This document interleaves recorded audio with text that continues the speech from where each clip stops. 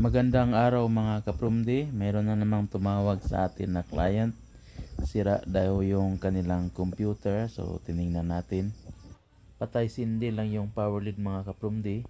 So tingnan natin ang loob kung anong mali na makikita natin. Ayan yung pinakaloob niya mga kaprumdi. Malinis naman. Ayan. So hinala ko dito, nasira na yung memory. So tinanggal natin yung memory card at titingnan natin kung nandito ba talaga ang sira, no? So ayan, nung tiningnan ko na nga ay may napansin ako yung may nakabilog dyan. Yan, medyo may itim na part yung ating nakikita sa memory. So tinanggal ko yan, nilinis ko, at ito na yung kanyang resulta nung pagkatapos kong nilinis. I-zoom ko lang ha. So ayan, yan yung parte na nalinis natin mga kaprumdi. So titingnan din natin kung mayroon pa bang ibang medyo madumi pati sa likod, at nakikita natin na medyo makinis na, kaya ibinalik na natin yung ating memory card sa ating system unit at tinry natin i-on. So ang problema niya ay papatay-patay pa rin kagaya ng dati. Yan yung problema talaga niya. So inilipat ko siya kasi may hinala akong sira na yung kanyang lumang nilagyan. So nilipat ko siya sa kabilang lagayan ng memory. So ayan, umandar na siya at okay na. Ibig sabihin sira yung kanyang isang memory slot na malapit sa CPU. Ayan, nag-on na yung ating monitor, nagpakita na ng buhay. At patapusin na natin ang boot up ng computer na to at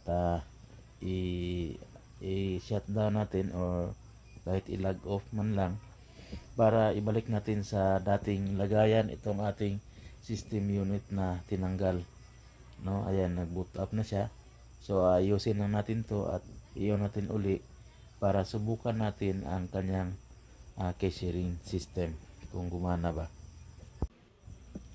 So ayan, naibalik na natin sa dati niyang lagayan yung ating system unit at in-on na rin natin para masubukan na natin yung ating cache sharing system kung talagang gumagana ba.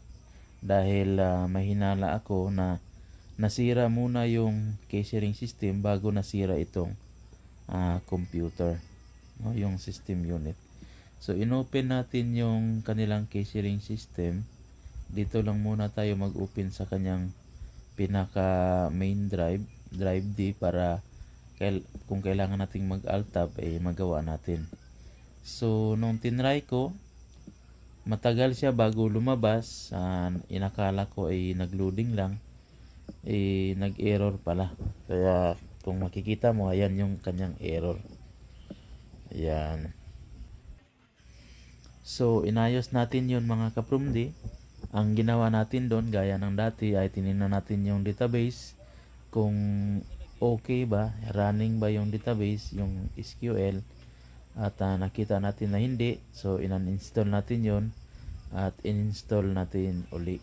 At ngayon dahil okay na ang na-install na natin yung database, gamit ang isang exe ay i-check natin kung okay ba yung pagka-install ng database, running ba siya, at saka i-install na rin natin yung setup ng client. Bali client kasi to, kasi may server sila sa taas. So ito yung POS nila, yung cache sharing nasa baba, mga client marami. So ito sinet up natin at pagkatapos nito ay subukan nating i-run yung kanilang cache sharing system mga kapamilya. So ayun, natapos na rin natin, no, pag-check ng ating database at na-set up na rin natin.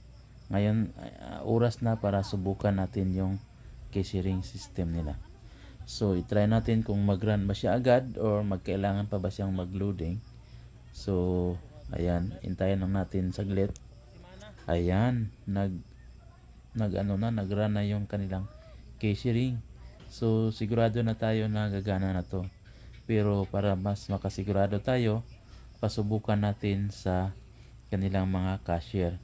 So intayin na natin na makapag-load up ito ng sa ganun ay masubukan na rin natin kung talaga bang gumana siya.